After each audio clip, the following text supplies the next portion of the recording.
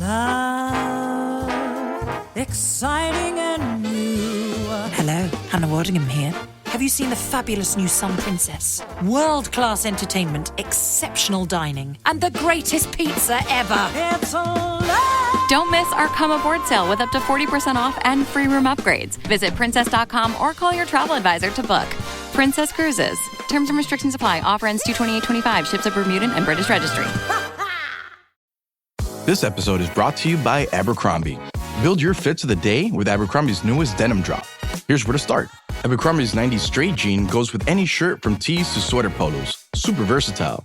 Their loose and baggy jeans are more trend forward, so you can grab those and go out with your friends. Abercrombie's denim fits come in a range of washes. Build your looks around Abercrombie denim. Shop online or in store.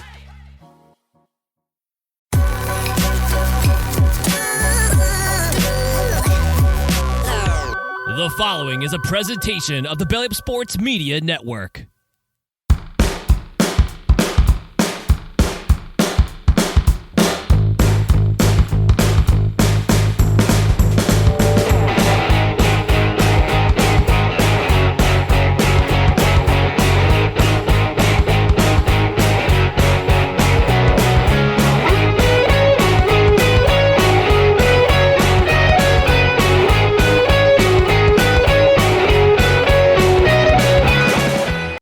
All right, everyone, welcome to No Credentials Required, where you don't need a press pass to talk sports. We are proudly presented by Belly Up Sports. My name is Ryan McCarthy. I'm one of the hosts of the show, and to my right is a man who is under the weather, but only because he discovered Jerry Jones's glory hole. Dustin Henry. Dustin, how are you doing tonight? I don't know how to respond to that. I did see a couple of clips of that press conference. Man, that press conference was bad. Oh, wow. But I did see also in the Discord, come on over, the water's nice and warm, but you posted that horrible Duval that, that he did. You also put it at the end of the 10 good minutes. So that was wow. and just to clarify the glory hole comment, that is an oil term. Okay, because yes. when you strike oil, it's called the glory hole. So we had that. That's perfectly clear. Perfectly clear, folks. Not what other people were thinking. But yeah, I'm a little under the weather, but this is going to be the best part of my day for sure. Sitting down with you. I haven't done much else today. Really, stomach issues are happening. So, but that's okay. Sometimes we just need a day to just chill in and just rest. Oh yeah, it's not always a bad thing. How are you tonight, sir? I'm fired up, man. This last couple of days have been, with football, the conference championships happening, and Aaron Glenn's press conference yesterday. I'm pretty fired up. And I just finished up a stint with our boys, friends of the show, Levac and Gaz. I was just on with them for a few minutes, about 45 minutes ago. So I'm fired up, man. So I'm ready to go. I'm ready to rock and roll. Yeah. Well, before we get into our primary topics tonight, just want to remind you about where to follow us on social media: Facebook, Twitter, Instagram, YouTube. Like and follow us there. Also on bellyupsports.com, articles, podcasts. Check it all out. On the podcast side, subscribe to the podcast wherever you podcast, including Apple Podcasts, Spotify, Spreaker, Amazon Music, iHeart, TuneIn, and Pandora. And also, please don't forget to get yourself notified on Twitter. Still refuse to call it X, and on YouTube. That way you know when show announcements go up or show clips go up. This will be replayed. This will be a live show at 6:30 on Tuesdays, but it'll be replayed exclusively on Belly Up Sports, their YouTube channel, a little bit later. So you can check all replays out there. Same for our Saturday morning show, 10 a.m. Eastern. We're live on our YouTube channel, our Facebook channel, and our Twitter channel. But on the YouTube side, it'll be replayed later on Belly Up Sports and their YouTube channel. And again, as I said, on the podcast side, rate, review, comment, leave us a 5-star rating, leave us a review where you can. And also on Spotify, you can comment on every episode, present and future, or present and past, not future. That'd be pretty cool if you did the future. Cutting edge technology. Yes, comment on the Jets winning the Super Bowl. Just kidding. With Aaron Glenn as our head coach. I'm just kidding. maybe. But yes, like, share, comment, all that stuff. And also, I know, Dustin, you're feeling a little bit under the weather, but I know this time always brightens your spirit. I hear it in the distance. I think it's chime time. It certainly is.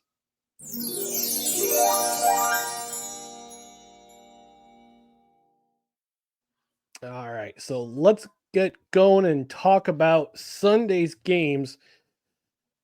And we're going to start off with this. Listen, we've got to do this. Let me hear you all say E-L-G-L-E-S, Eagles! Let's go, Birds!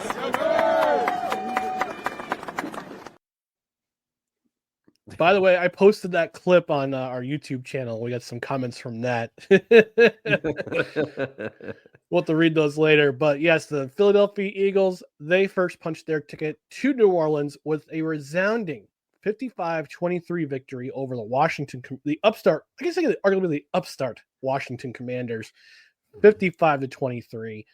This was, I'll have you lead off, Dustin, with your thoughts, and I'll go into mine. So if you watch the game, just tell people what's your thoughts on what occurred in this game. Well, Jalen Hurts played a little better than he had. I kind of said he's got to play better going into this game, and he did. But what really killed the Commanders in this game was turnovers. They had a lot of turnovers because I was over at a friend's house watching the game. I had some family in town this weekend, and then I was barely home Sunday because I went over to a friend's house to watch both of the games, and drove home about halftime, a little after of the Bills-Chiefs games. But I did watch most of both games, and I will say my Uncle Al, as he often does, he was texting me, and when the Eagles went up early on that Saquon run, I think his first run was 64 yards, something like that? 62, I believe. Okay, yeah, 62 yards. He texted me and he said, "What are the chances this game is over by halftime?" And then the Commanders kind of responded a little bit. And I said, I think they heard you, because they did respond a little bit with their own. Zach Ertz had himself a game against his former squad. But it was not enough, because the Commanders, like I said, they turned the ball over too many times. They really weren't able to get the run game going as much as I had hoped. Terry McLaurin, the Eagles defense did a great job, shutting down a lot of the Commanders' options. I think the Eagles, this team goes with Saquon Barkley. Saquon Barkley is the one, and the rest of their weapons are the 1As. But when you have a 1A that is A.J. Brown, who Marshawn Lattimore did not have a good game here. He was beat. He had a couple of kind of boneheaded penalties. And Luvu, what was Luvu doing on that goal line? He just kept jumping it. I was getting annoyed. I was getting really annoyed. But this game, I think we both kind of thought that I thought the Commanders were going to be able to hang a little bit more, but ultimately the Eagles would pull away. They just have too many weapons. They have too many things. And their offensive line has been doing a great job for Saquon. And also, Jalen Hurts had that knee injury, but it didn't really seem to affect him because he was protected pretty well.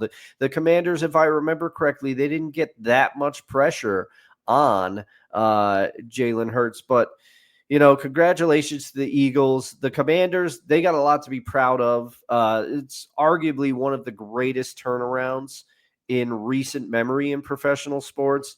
And I think they got a lot left in the tank. So their fans should be happy, even though it's a bitter loss. But the Eagles just had too many horses. And when you turn the ball over as many times as the Commanders did, you can't overcome that. You can't overcome that, especially against a team like the Eagles. Yeah, for sure. When the Commanders had that drive, they did on their first drive, they did what they needed to do. You saw what their game plan was going to be. It was going to be control the clock, short, quick passes, use the run when they need to, convert on 4th and short. and put some points on the board as a result. And they did on their first drive. They did that. They put 3 on the board, but he said, okay, this is how it's going to be for the rest of the game. We talked about this on Saturday. I think collectively we thought this was going to be a closer game than we initially thought. But then they had the game for it had 3 points. They put 3 points on the board, and then in like 8 minutes and change. And then Saquon Barkley put 6 on the board in 18 seconds. Yeah. He averaged, I believe, 7.9. Yeah. 7.9 yards per carry. And I was at my buddy Derek's, and his fiance turned to me and said, "Is that good?" And I said, "Yeah, he's averaging a couple yards short of a first down on every run. That's good." It was really good. And I think the game would have been much closer if the Commanders didn't put the ball on the ground as much as they did in this game. The fumble on their second drive, that fumble inside their own territory, which didn't help.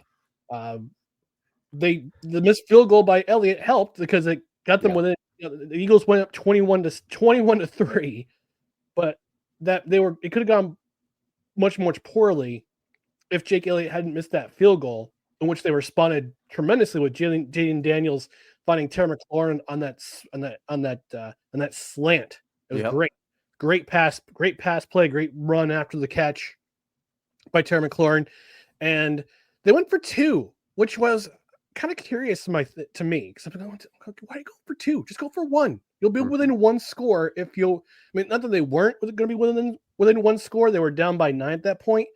But if you get the extra point, you're only down 8, right? And then they force a punt. No, they didn't force a punt. I think it was the kick. No, it was the kickoff after the touchdown, where they fumbled it. Eagles gets a touchdown. 4 turnovers. That includes the one on downs in the fourth quarter. 28 points. And I noticed on my Twitter account after they went up 3 after the Eagles went up 28-12. I wrote this in my Twitter account and I said, quote, ugh, gross. That's a bad voice. I'm still feeling the after effects of a cold and my voice is kind of scratchy still. I wrote, and I quote, good teams create turnovers. Great teams convert those turnovers into points. Elite teams convert them into touchdowns. The Eagles are an elite team, and it showed this day.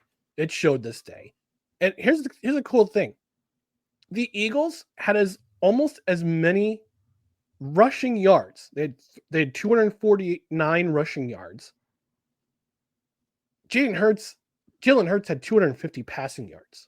So it just shows you the incredible balance that, and Jalen Hurts contributed with his own feet. Mm-hmm. He made some running plays. He had a couple touchdowns on the ground with the tush push and the brotherly shove, or what do you want to call it now? I saw a tweet that said we should outlaw the term brother tush push. Like, that's pretty funny. But it was just very fascinating to see the balance of this offense that the Eagles offense has. And as we kind of saw in the Chiefs game, which we'll get to in a moment, the Chiefs defense they can be subject to giving up the big play. Mm-hmm. And the Eagles, we saw this all game long. They were thriving on the big play. And then I looked it up. It was a 60-yard run by Saquon, that opening touchdown for the Eagles. The big play on fourth down where A.J. Brown caught that pass. He was in Marshawn Lattimore's kitchen all game, especially in the first half and it led to a penalty where Marshawn Lattimore got a personal foul and unnecessary roughness penalty. So he was in that kitchen all game long. And here's a fun fact, Dustin. I don't know if you saw this fun fact, but the Commanders punter Tress Way has more career passing yards than Tony Romo and Dak Prescott combined in the championship game. Oh man, I did not see that. Yes, he had that fake punt that led to a field goal for the Commanders, which kept them in the game. in the first half at least. But then the Eagles just started to pull away. Yeah. Tyler Shipley, man, that kid's gonna be big. He's gonna be a big time player for the Eagles someday. We saw what we could do in the return game. We also saw a glimpse of what we could do on the last series of the game for the Eagles, where he basically had all those yards by himself. You could kind of see he was after the first run he had, he ran for 12 yards. I said to myself, this kid's he's gonna get a hole, he's gonna find that hole, and he's gonna break away for a touchdown or a long run. Oh yeah. And he did. Almost got to the goal line in that run. It was a 50-yard run. Yeah. He looked like he was shot out of a cannon. He was moving, and it just shows the how good the Eagles offensive line is. Yeah, Will Shipley, my bad, Will Shipley. Oh, Will Shipley. Okay. Will Shipley. Yep. And I fall into this because I'm such a fan of running backs. You called me a running back stan. You are correct. But the offensive line deserves major credit because yes, Saquon has had an amazing season. He does amazing things, but Shipley came in, they didn't miss a beat. They opened a hole for him. He shot through it 50 yards, almost to the house. Almost. Yeah. And Will Shipley, I mean, he had 77 yards on 4 carries. Ridiculous. He had that touchdown run, which was great for him because one of the first people to congratulate him on that touchdown was Saquon Barkley. Yeah. Because they love and they can tell this team absolutely they're united front. And that's for the Commanders. I gotta say this, and shout out to our friend of the show, Drew Willingham. He's a big Commanders fan. I'm looking forward to what he says on Friday for the Commanders Gridiron Report. But if you're a Commanders fan, period, my encouragement is to hold your head high, man. Hold your head high because this team outkicked its coverage, so to speak, in terms of expectations this season. I thought I didn't think the Commanders would go this far. I didn't think they would make a wild card spot. I thought they would have 1 year to kind of settle in and then break out. I did not expect this to happen. And I don't think most pundits did either. So hold your head high, Commanders fans. Future's bright for your team. As long as Dan Quinn doesn't blow any 28-3 leads in the second half of the Super Bowl, your future's bright. You'll be okay. Yeah, for sure. For sure. They got a lot to be proud of, and I know it stings right now, but they're going to be back next year.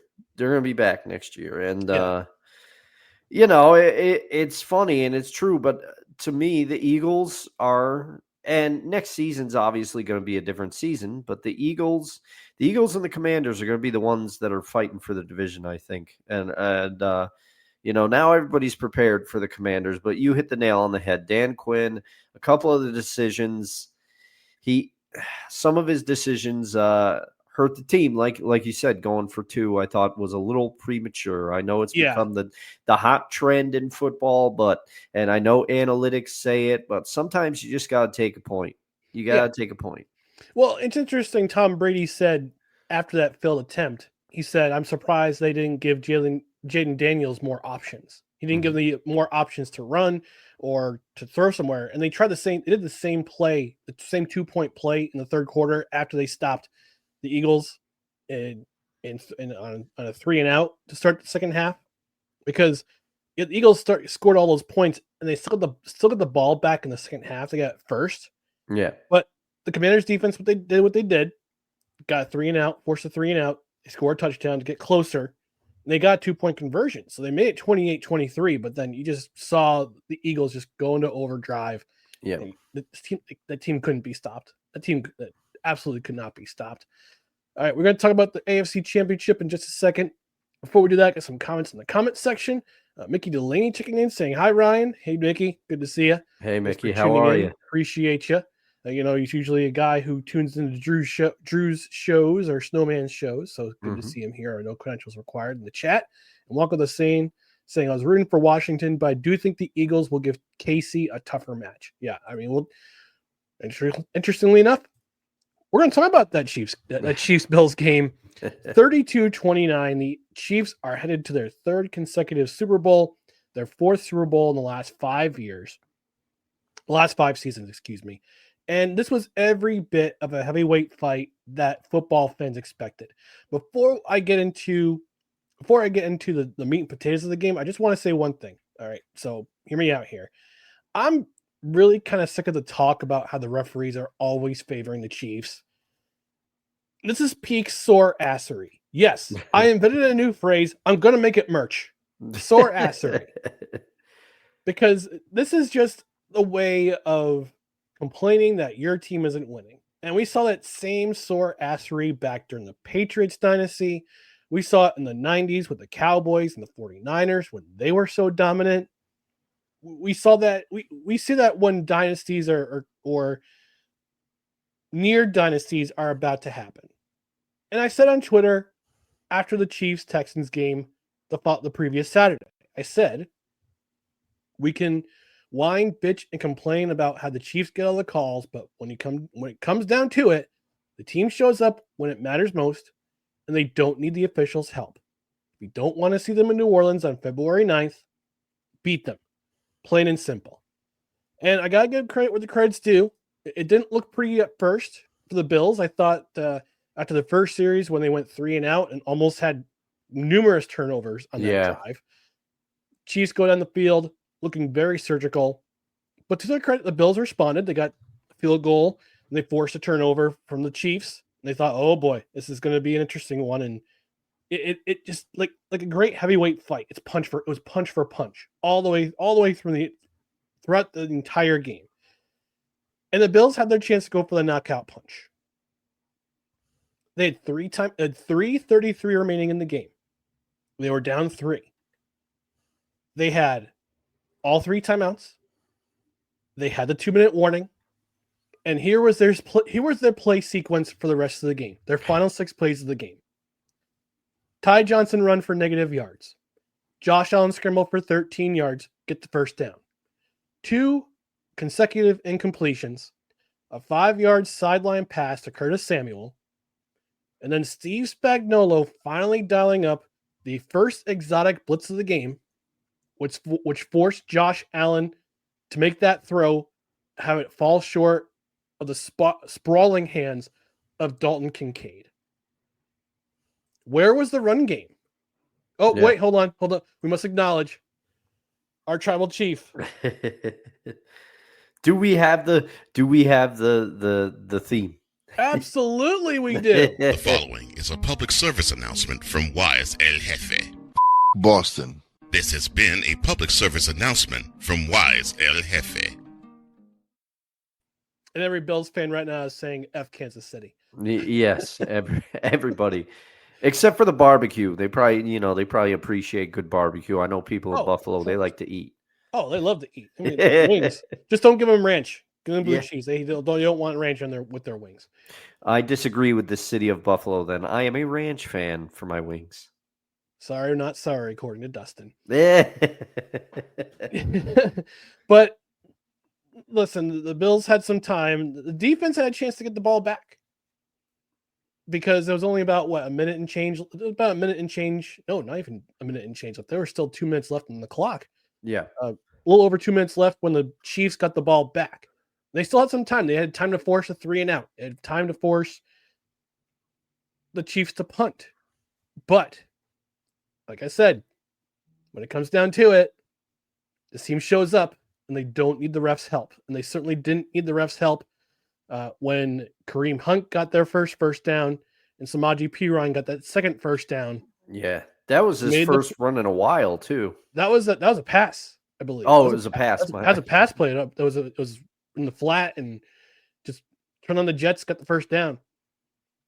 But again, the Chiefs did what they had to do. They ended the game with those first 2 first downs. Now they're going to New Orleans. And for everyone who hates this matchup, the Chiefs and the Eagles, suck it up, Buttercups. Yeah. We are where we are.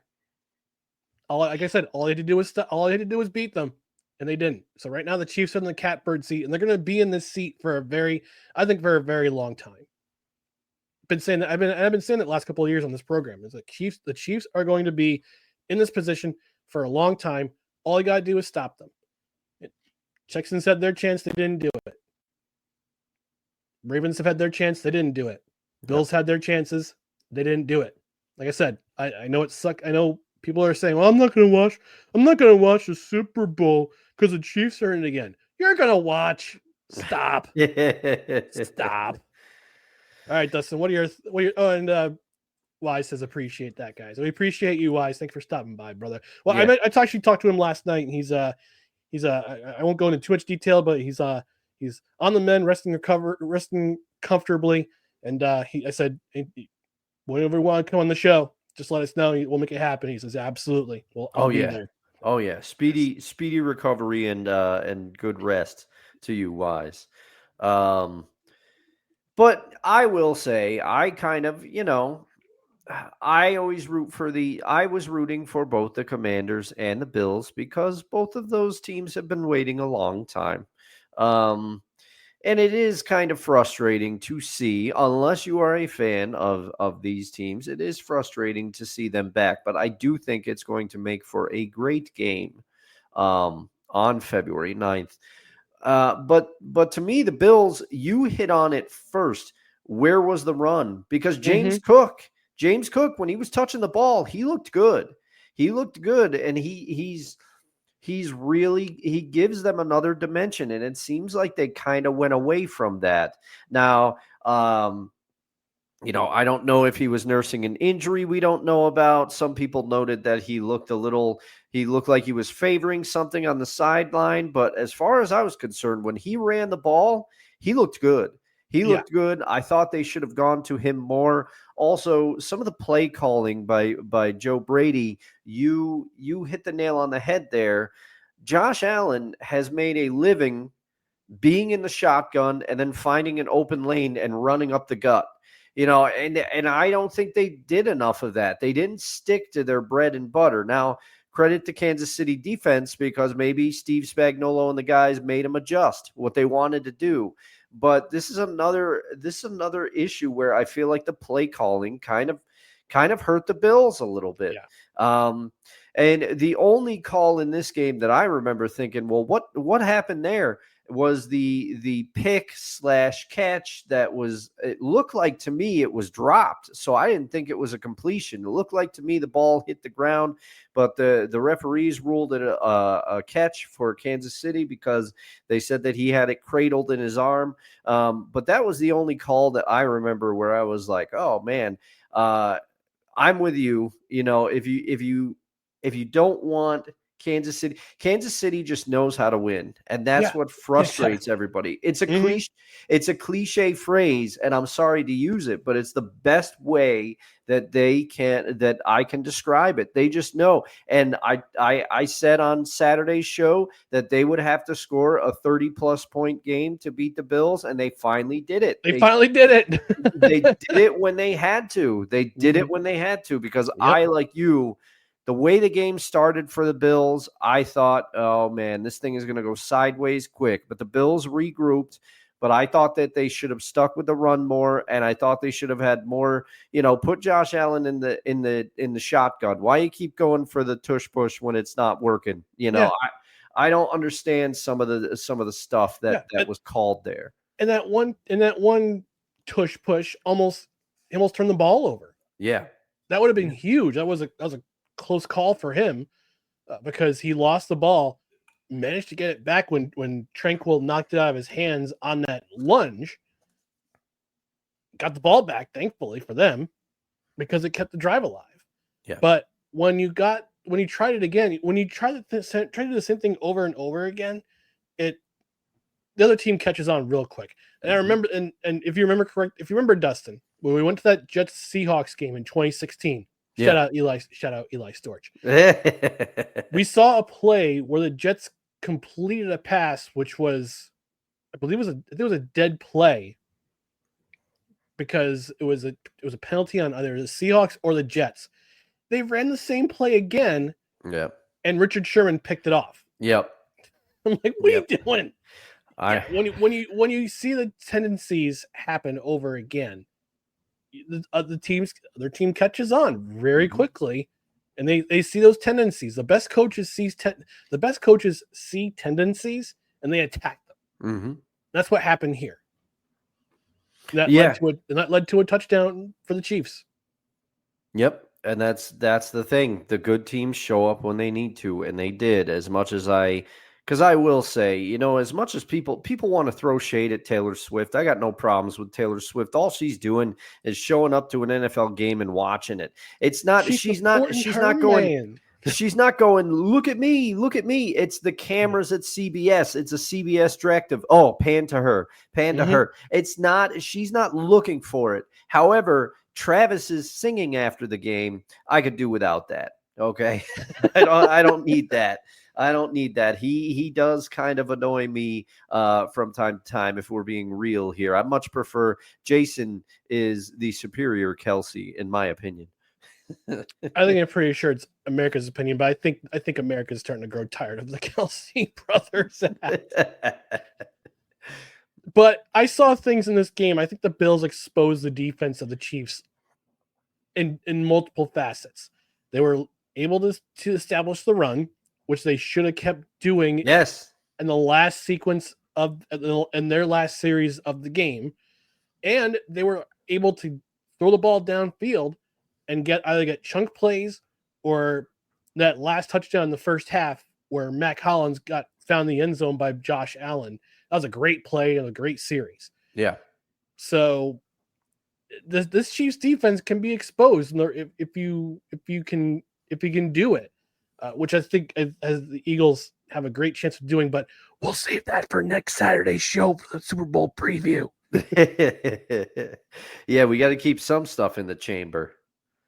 And Kevin Wilson of Belly Up Fantasy Sports in the chat saying, "Be real, Dustin." Thanks, Kevin. I appreciate your endorsement. All right, we're going to take our network mandated commercial break. When we come back, we're going to talk about the coaching carousel of the NFL once more, and then talk about our favorite athletes to wear the number 8, because this is the 8th episode of the new year already. It's not even end of January yet. We're 8 episodes in. This is crazy. Yeah. It's crazy. It's crazy. Two shows a week. We're killing it out here. That's right. We are absolutely destroying it out here in these streets. All right, folks, we'll be back. We'll be back in just a moment. Stand by and stay tuned for more. No credentials required. Righteous Felon Craft Jerky is the official jerky of Belly Up Sports. For over a decade, Righteous Felon Craft Jerky has led the American meat snack revolution by concocting delicious, adventurous, U.S.-sourced jerky recipes for uncompromising carnivores across the country.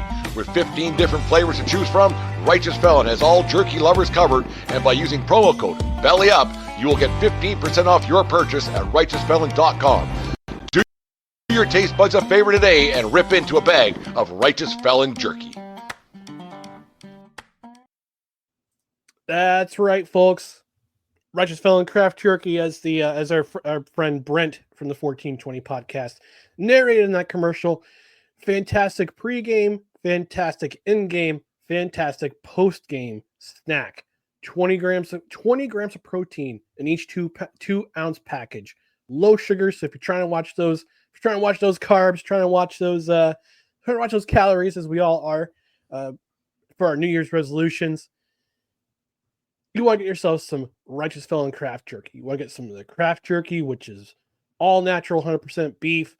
I'll get to that in a second. Get yourself some turkey jerky, which tastes like a Thanksgiving dinner. You want to get yourself some of that African-inspired air-dry biltong, different flavors there. We'll get some of those 100% beef sticks. Not like the other beef sticks you see in convenience stores where their primary ingredient is pulverized chicken. Shame. But they don't have just human food for consumption. Dustin, I understand. There's some pretty kicking dog treats too. They do.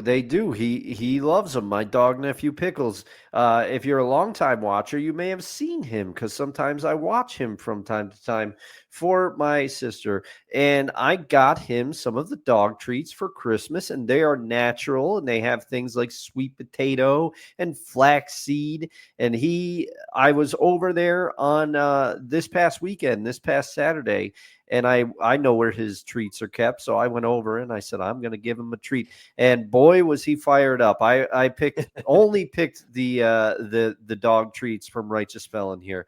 He loves them. If he could speak, he would give them 2 paws up. I am sure. His tail wags a bunch when he goes to eat them. I got him the 2 flavors, and one of them is beef, and the other one is escaping my memory right now. But they, just like some of the beef sticks that you can get, they're long sticks, and he's a small little guy, so I like to break them up into like 4 little pieces, so that way he feels like he's getting a ton. I could say I'll get these again for him for sure. Yes. He loves them. They ship to me very fast. I ordered them in the holiday rush, during the holiday rush, because I forgot to get them for him. And they arrived the 23rd, I think. They arrived just in time for me to wrap them up and bring them over on Christmas Eve. Yeah, so I'm looking at the website right now. They have the Wild Ranger jerky dog treats, beef, chicken, and duck. I believe I got him the beef and duck, now that I remember for correctly, because I was like, maybe pickles. I'd like to get him a little exotic with the duck. So I think that's what I did. There you go. And sorry, he's a good boy. Oregon. And by the way, today is his, I believe today is his birthday, from what your sister posted on it is his birthday. Medias. It is his birthday. He's already 8 years old. He's already 8 years old, man. Yeah. Time really flies, huh? Oh, yeah. Man. Oh, yeah. He's the goodest boy for sure. Mm-hmm. But here's what you want to do. You want to go to righteousfelon.com. You want to stack up. You want to put plenty of stuff in your cart. Put that promo code belly up at checkout. Get 15% off your order. But it's not just that. For every order of $50 or more, this is even without the promo code. $50 or more, you get free and fast shipping, as evidenced by Dustin as in his testimonial. But you can also combine the promo code and the free shipping for even more savings. So again, righteousfelon.com, support our network. The promo code belly up at checkout, 15% off your order. All right, Dustin, it's time for Go for a Ride on the NFL coaching carousel. Here's the little horsies. Oh, they're moving around. It brings back childhood memories. Yeah, right. Oh, I forgot to mention, Righteous Felon gets the no credentials required seal of approval. Nice to see Pupper's the seal after a bit of a hiatus. Glad to see him back. That's okay.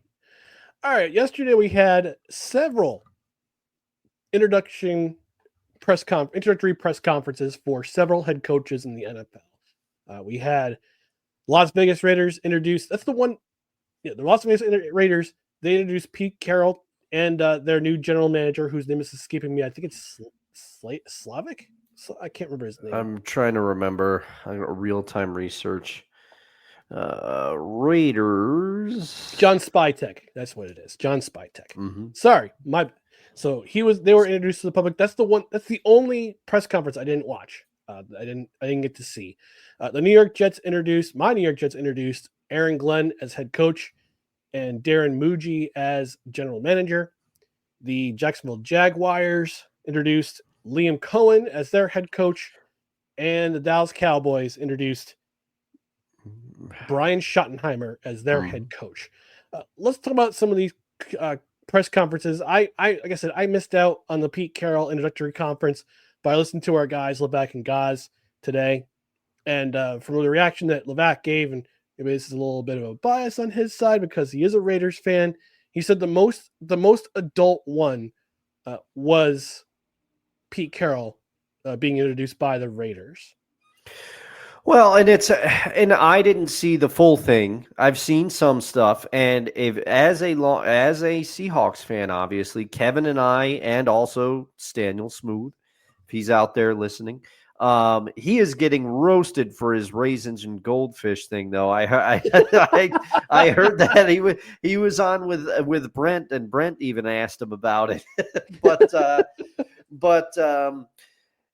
Anyway, this had all the hallmarks of Pete Carroll's mantra. He said, if our players don't want to compete, they're in the wrong place, and they're going to find out pretty quickly. They're going to buy in pretty quickly. He said he's fired up. He used his nomenclature. Marshawn Lynch did attend the press conference, and he screamed Raiders during it. But it was, I didn't see the full thing, but like I said, his hallmarks were all over the press conference. We're gonna see what our players are made of. We're excited about the decisions that we're gonna make here, and he said his bit about competing and everything else. But I saw a couple Raiders fans on social media tweeting, if you do not come away to that press conference with at least some hope and optimism, then you're not human. It was something to that effect. And Pete Carroll will do that. He will provide hope.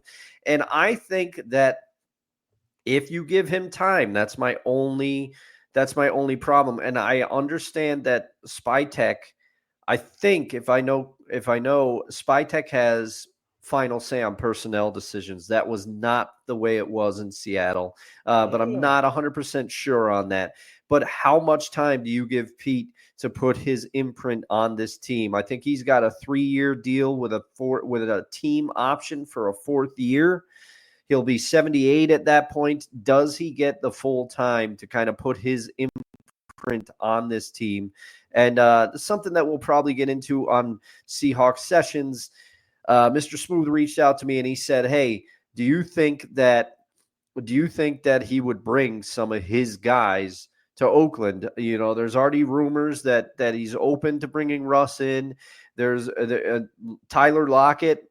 His future with the Seahawks seems all but over. Does Pete bring in Tyler Lockett as like a locker room mentor type guy? Time will tell. But his hallmarks were all over the clips of the press conference that I saw. I wanted to check Spytech's career history, his resume. It's pretty impressive because he's been with some really good teams. He started his career as an operations intern in Detroit, was an intern with the Eagles, then was promoted to college scouting assistant, then became a pro scout. Looks like it was from the 2006 to 2005, 2009. So those were probably the Andy Reid years. Went to Cleveland, was director of college scouting there, then went to the Broncos as an area scout, was a national scout in 2014 and 2015. And hey, look who won the Super Bowl in 2015, the Denver Broncos. Yeah. Goes to Tampa Bay, becomes director of player personnel from 2016 to 2020. So I'm pretty sure he had a hand. He's got a relationship with Tom Brady, considering now Tom Brady is part owner, like maybe a small piece of ownership with the Las Vegas Raiders. So he was there in 2020, won a ring with the Buccaneers, became vice president of player personnel, then was promoted to assistant general manager.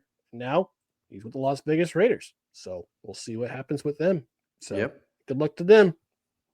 So moving on, I got a chance to watch the New York Jets being introducing both Darren Muji and Aaron Glenn.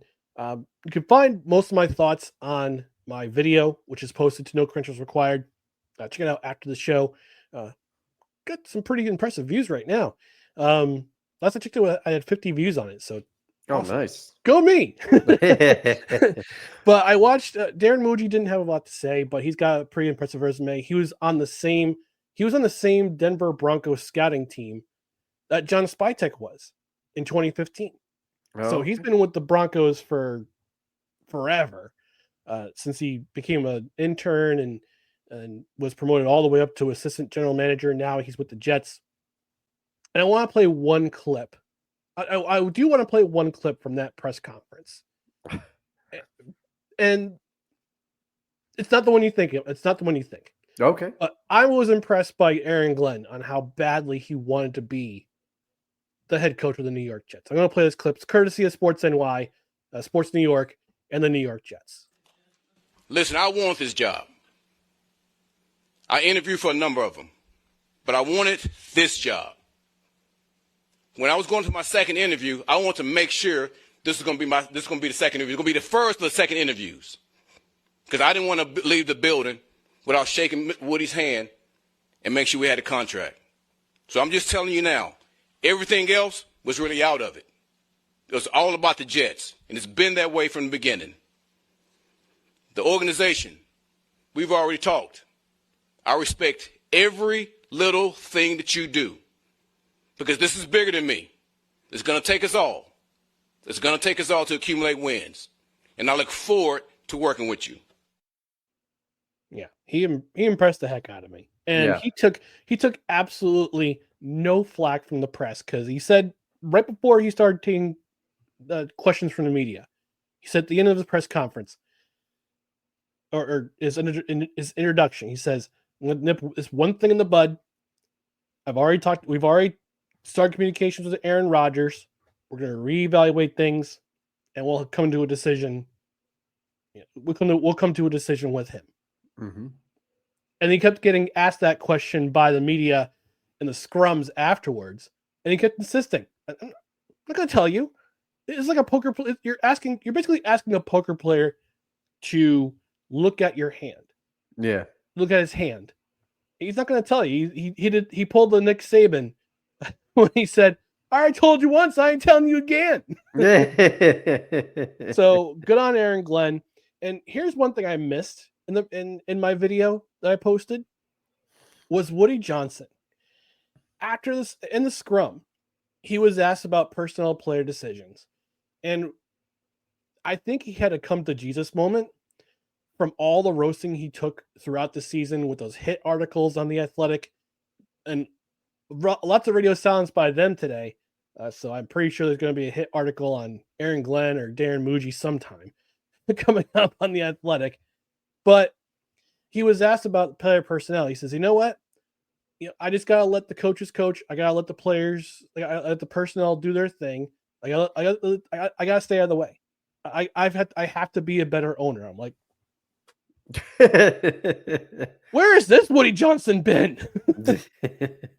So I was happy to see that at least Woody Johnson was kind of owning up to the fact that he has not been a good owner. He's not been a good steward of this football team. And I'm hoping he stays true to his word, because I've seen the articles on The Athletic. I've seen the hit articles from Zach Rosenblatt and Diana Rossini. I've seen all of them. I'm hoping those days are over, because I want to move on. This season was absolute trash. It was a dumpster fire filled with tires, and I want to move on. Yeah, and I don't blame you. I don't blame you as somebody that had to sit to the right of you and watch you endure what you went through this season. I mean, it killed the joy a little bit. I could tell. It's rough, especially when you don't see any end in sight. But I did watch your 10 good minutes video, but I also, the clip that impressed me was the one that you referenced where he addressed the Aaron Rodgers issue right out of the gate. And he also said that would be the case. He said, "We've started communication with him and we've already been texting back and forth."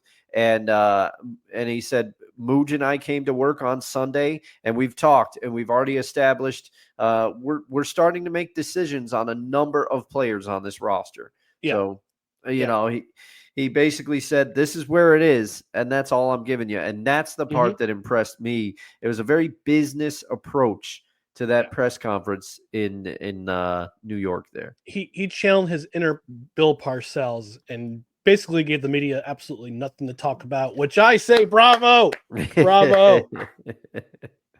All right. Next, we have the Jacksonville Jaguars introducing Liam Coen, recently the offensive coordinator of the Tampa Bay Buccaneers. I'm going to play it. You got to play it. I'm going to play it. Duval. That was so bad. That was so bad. You have one chance to make a good impression with the fans. Yeah. One. You blew it, you nerd. I watched and listened to that press conference today of him, and I'm sitting there going, okay, your quarterback's coach with the Rams, and You had all these. You had one great season with the Tampa Bay Buccaneers, and now you're head coach of this team. Yeah. I mean, I want to say Jaguars fans excited. Jaguar fan is excited today. And I actually saw a post where he got one more chance to say Duval correctly. Duval. But it's like, no, you had one shot. You had one shot. You had one shot, dude. But I'm curious to see what he brings and to see if he can vivify Trevor Lawrence's career in Jacksonville. Because the first season was kind of get your feet wet. 2021 was a get your feet wet year. Year 2 started to take the jump a little bit. Started to the training wheels fell off. Started to see where he could be. And then after they got trounced by the 49ers in week 12 in 2023, Trevor Lawrence hasn't been the same quarterback. No, and he took that vicious hit from somebody on the Texans earlier this year too, but he just can't seem to, and I think what frustrates everybody is it's obvious to see that Trevor Lawrence has talent. And like you said, in the second year with Doug Peterson, it all started to come together, and you're thinking, oh, this is what it's going to be. And he's just regressed. So we'll have to see if Coen can do what he did with Baker, but how much of that is on him? Time will tell. Because I think Baker was already showing flashes. Even when he played for the Rams for a game or two, and he was learning the Rams playbook. He had the Rams playbook sent to him, so he could read it on the flight. Baker was already starting his resurrection. So how much of this is on this coach? And it just seems, Jacksonville, you have Trevor Lawrence there, and you have a great rookie receiver whose name is escaping me at the moment. And you have some pieces there, but we'll see if he can turn it around. I did not watch the press conference. I don't know if you picked up certain vibes from this press conference, but it seems from the outside looking in and the way that you've broken it down, if I had to pick one coaching candidate from the recent hires that could probably be in a little bit over his head, I think it's probably this guy. Yeah. This guy. And the receiver you're thinking of is Brian Thomas Jr. That's right. Great rookie season, drafted out of LSU. Great rookie season. I think it's going to be up to him because what he did this year as offensive coordinator of the Buccaneers was that he unleashed the running game. I forgot he was offensive coordinator with the Rams in 2022 when they lost. They didn't go to the Super Bowl that season. He was with the Rams no, he wasn't with the Rams when they won the Super Bowl. Sorry, he was offensive coordinator in Kentucky. So he's been kind of back and forth between college and pros, and now he's a head coach. He kind of struck me as this kind of geeky, kind of nerdy, but I think you kind of want that in a head coach. Yeah, I would say you don't want your head coach. You don't want your head coach to be so cool that he's going to be out with you partying when you're at the club. You don't want to look over and see your coach there. No, you don't want to see your coach getting dances from the ladies. That's for sure. Yeah, I'm looking at you, Urban Meyer. He doesn't seem like that kind of guy. No. He's a family guy. He's a family man. But yeah, when you watch the press conference, he doesn't really strike you as a guy who he's like kind of low key, kind of. I think maybe a little bit introverted, but I'm wishing him all the success in the world for the Jaguars. And hopefully Shad Khan made a very good decision with their head coach. Now they just got to find out who the GM is going to be because the execrable Balky is out the door. Mm-hmm. So I think that's what led to his firing was that Liam Coen said, "Yeah, I'll be your head coach, but I don't want him as my GM." Yeah. That's what forced his hand. I think that's what forced Shad Khan's hand. And the last coaching press conference yesterday, we'll talk about is Jerry Jones introducing Brian Schottenheimer as coach of the Dallas Cowboys. Now, I will say this. Brian Schottenheimer, I was a big fan of Marty Schottenheimer when he was head, God rest his soul. When Marty Schottenheimer was head coach in the NFL, when he coached the Browns, coached the Chiefs, coached the Chargers. Very successful, could never get always the bridesmaid and never the bride. I think as head coach, he reached the AFC Championship 3 times. Yes, once with the Browns, lost to Elway. Twice with the Browns. Oh, twice with the Browns. Okay, Yep.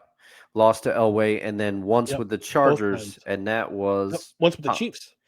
Oh, the Chiefs. I forgot about that. Joe Montana, 1994. Yep. Oh, yeah, that's right. That's right. When he came in. Well, then the Charger game might not have been the AFC Championship. You might be right. Because I thought that was against the Patriots, right? That might have been against the Patriots in their 17-0 season. Let's do some real-time research here and double check. Real-time research, copyright, no credentials required. That's right. No, he did not go to the championship with the Chargers. Oh, okay. He lost in the wild card to the Jets in 2005 and lost to the Patriots in the divisional round in 2007. Okay, that must be the game I was thinking of. Yeah, they had home field. They had a home field advantage throughout in that divisional playoff, and then they were 14-2 that year, I think. And LT got hurt in the second half, didn't come back in, and people were calling him out. I remember that. So it wasn't Brian Schottenheimer, and I thought he did very well in his introductory press conference. He got a little emotional. He says, "You know what? Us Schottenheimers, us men, we're going to show our emotions, and that's okay. You're allowed to do that." Yes, absolutely, positively. Great. I liked his energy, liked his speed, I liked his enthusiasm. And then we opened it up to the media, and we had a reporter from the Dallas Evening News. And I timed this. I watched this twice. I listened to it, watched and listened to it twice. At the 8:27 mark of that video, that's when the question gets asked. And then Jerry Jones unlocks his inner Vladimir Putin when he's asked by Tucker Carlson about why Ukraine was so important. 11 minutes and 33 seconds. His answer of why he chose Brian Schottenheimer as his head coach. 11 minutes and 33 seconds. I dare not play all 11 minutes and 33 seconds. Oh, man. Because he tries to weave this into an answer. And it's like, it's not hitting. Land the plane, Jerry. Land the plane. and he brings back, it's like, well, yeah. He even brought back his Arkansas Razorbacks. I knew he would. Dude, we've heard the story before. Land the plane. Say why you hired him.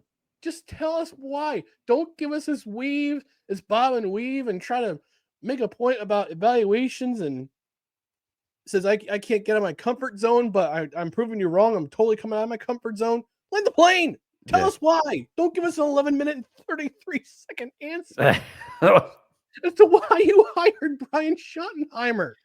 Well, and he trashed him too. He trashed him in parts of it. He's like, "Oh, he's got a ton of baggage. I like his baggage." He goes. People called me out. He's like, "I got here by taking shots, and people say I can't get out of my comfort zone. This is not shoddy shots." Yeah. And he said, "This is the biggest." This is the biggest risk I could have taken. No head coaching experience. He's banging his fist on the table. What are you doing? You're trashing. And Brian Schottenheimer has to just sit there and listen to this. It's terrible. I'm surprised that his son, Jerry's son didn't step in and say, "Okay, Dad, we're going back to the nursing home now. Let's just go. Let's just go. Okay, man. Come on. I'm sorry, folks. Sorry for the inconvenience. Sorry, we're bringing Dad back to the senior home." No, this demonstrates the megalomaniacal nature of Jerry Jones. He's introduced as both as the owner, the chairman, and the general manager. I'm sorry. The owner, president, and general manager of the Dallas Cowboys. Yeah. It's like, dude, like just how old is Jerry Jones? Oh, I don't know. But then Steven too. He's 82 years old. Oh yeah. 82. He's my dad's age. Yeah. But he's Gee. talking like it too. It's like Well, and also Steven using quotation marks when he's like championship drought. You haven't won since 1995. That is a drought. It's like 29, 30 years. as I alluded to in our talk about the Commanders and the Eagles, their punter has more passing yards than in conference championship games than any Cowboys quarterback has in the last 29, 30 years. Ridiculous. Jeez. Come on, my guy. So, yeah, I mean, I watched 3 out of the 4 of the introductory press conferences.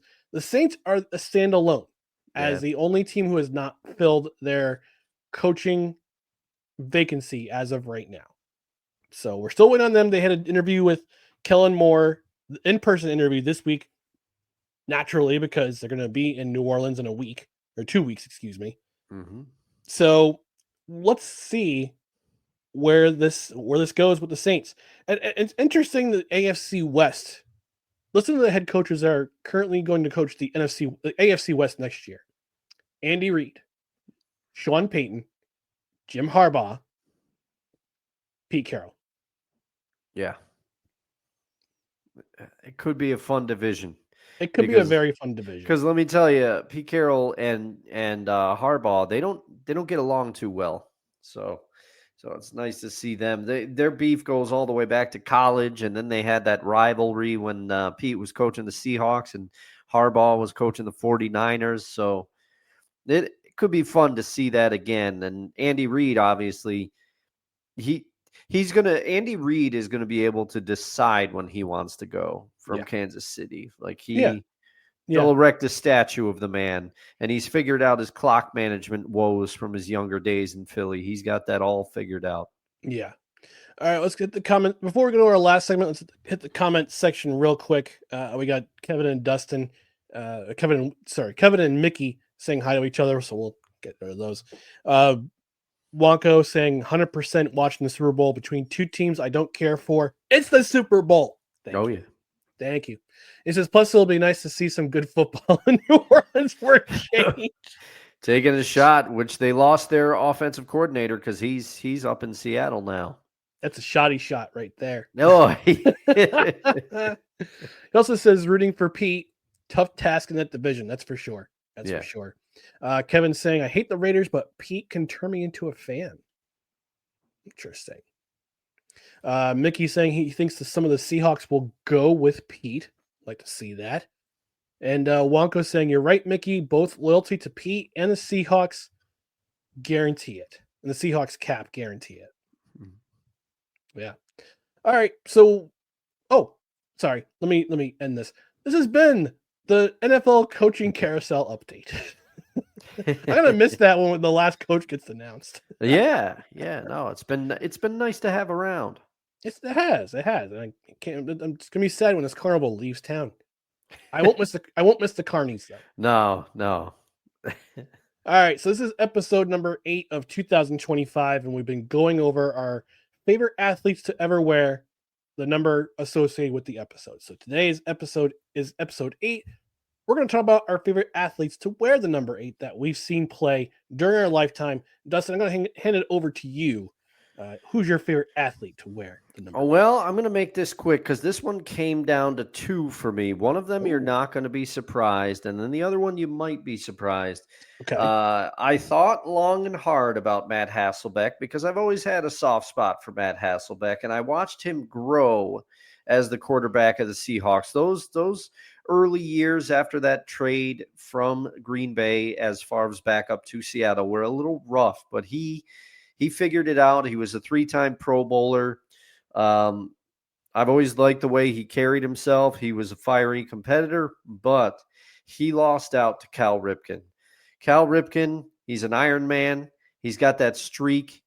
Like that alone spoke volumes to me, and it was tough to root for him because he was in the AL East on the Orioles all those years, but he was a player that made it easy to root for him And even when he was older, he could still hit. He could still do everything. People wanted to make a bunch of about his range diminishing at shortstop.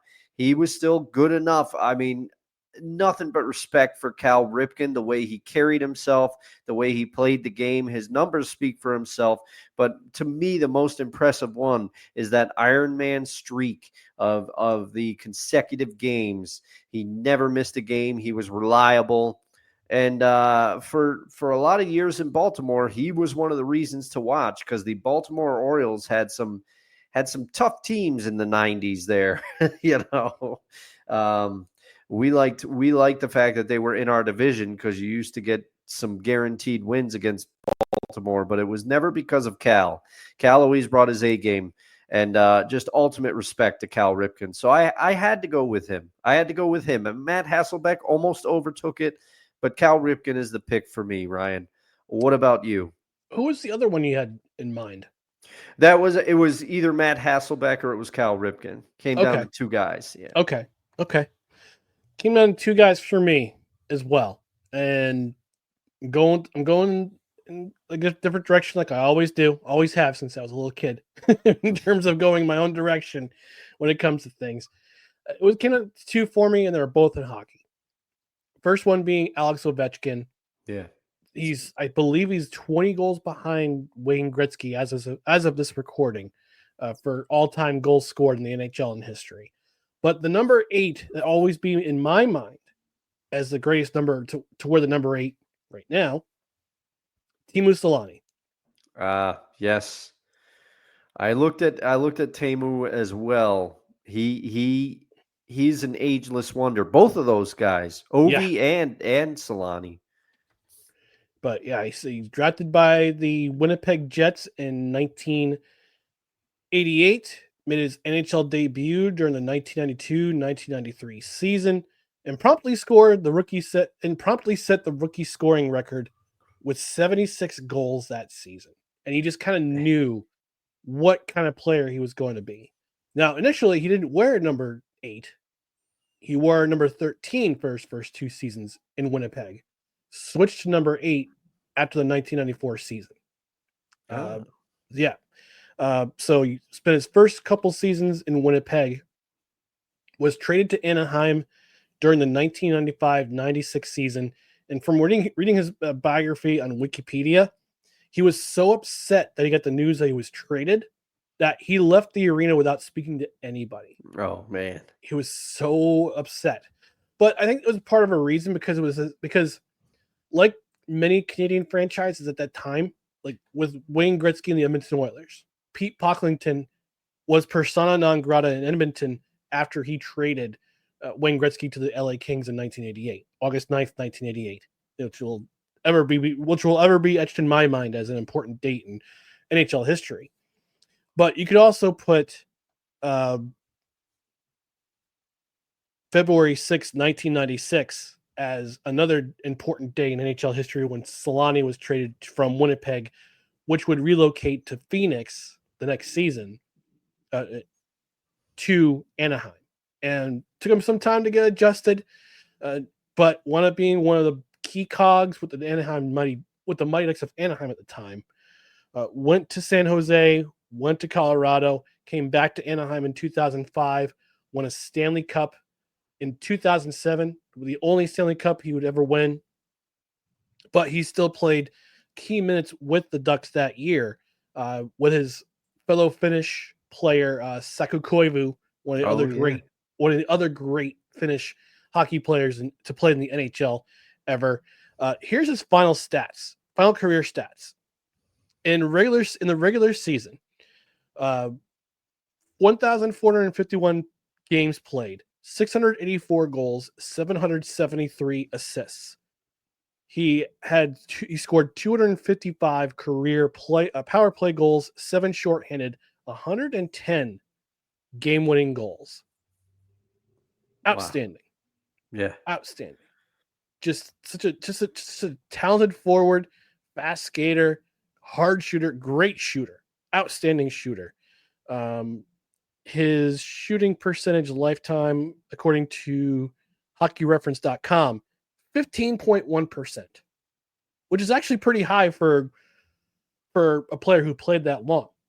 15 out of any shot he would take, it's one out of every, let's see, divided by 100. So one out of every 1.5 shots he would take, he'd score a goal. Wow. Just that talented of a player. And it was between him and Alex Ovechkin. Maybe if we revisit this in a year or two, yeah, I'll say Alex Ovechkin, especially but when he breaks Wayne Gretzky's scoring mark, which is going to happen this year. It's going to happen. Yeah. Yeah, it's amazing. So yeah, but those are our favorite athletes to wear the number 8. For Dustin, it's Matt Hasselbeck with Cal Ripken Jr. coming in second. For me, it's Teemu Selanne and Alex Ovechkin coming in close second. Apologies to the DMV area, the Delaware, Maryland, Virginia area, that fan base, especially our guy Eric Garditti from Barstool. Shout out to him. We're gonna get out of here. Mickey says that was awesome. What happened in Cal's last year at the All-Star game? Yeah, definitely. You get the tribute, get the Ironman. Longest game streak played ever in history of any professional sport. Yeah, it's incredible. All right, we're gonna get out of here. Just a note: we're gonna be live on Friday night at 6:30 Eastern, as opposed to Saturday morning at 10 Eastern. We got some stuff going on that we're going to an event with our sisters that we're looking forward to. So we decided to move our recording from Saturday to Friday. So we'll have a Friday episode. Well, there'll be 9 episodes in the can for January. How about that? As Mel Allen would say, how about that? 9 episodes. Yeah. So join us 6:30 Eastern on Friday. We may or may not have a special guest where he's keeping us in the loop as to whether or not he'll be available. But right now he's good to go. All right. We'll let you know who that is. Just stay tuned to our social medias, which you can find right here on Facebook, Twitter, Instagram, and YouTube. Just search No Credentials Required. Also check out our other podcasts, our great podcasts and written articles at bellyupsports.com. On the podcast side, you can find the podcast wherever you listen to podcasts, including Apple Podcasts, Spotify, Spreaker, Amazon Music, iHeartRadio, TuneIn, and Pandora. And don't forget to get yourself notified both on Twitter and on YouTube. That way you know when show goes live or there's other announcements that we need to make in regards to shows like the one I just made. We're going to do a happy hour on Friday night, 6:30 Eastern, with possibly a special guest. Stay tuned to the socials. We'll let you know if that happens. On the podcast side, again, rate, review, comment. If you're watching on the Belly Up Sports YouTube, leave us a comment. Who's your favorite number 8 of all time? Current player that you've watched. And leave us a comment, rate, review, all that stuff. We appreciate it. We got some Brian Mosier, your brother-in-law's brother, chiming in saying, great show. Thanks, Brian. Yeah. Thanks for tuning in. We appreciate it. And Wonko the saying, thanks all. Great show. We appreciate you being here, Wonko. But again, Friday, 6:30 Eastern, possibly have a special guest. We'll let you know. Keep your eye on the socials for that. But in the meantime, we're going to get out of here. So thanks for tuning in to No Credentials Required, where you don't need a press pass to talk sports. We are proudly presented by Belly Up Sports. For Dustin Henry, I'm Ryan McCarthy. We'll talk to you on Friday night, 6:30 Eastern. Until then, take care of yourselves. Have a great night. Good night, everybody. There it is.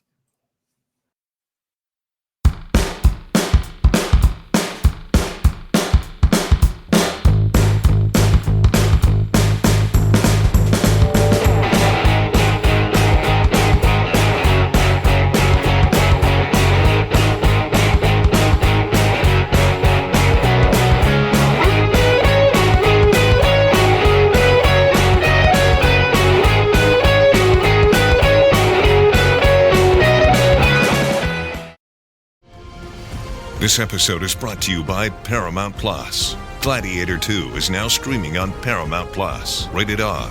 Years after the death of Maximus, Lucius is forced into the Colosseum after his home is conquered by tyrannical twin Roman emperors. With the future of the empire at stake, he must find strength and honor to return the glory of Rome to its people. Gladiator 2, now streaming on ParamountPlus.com.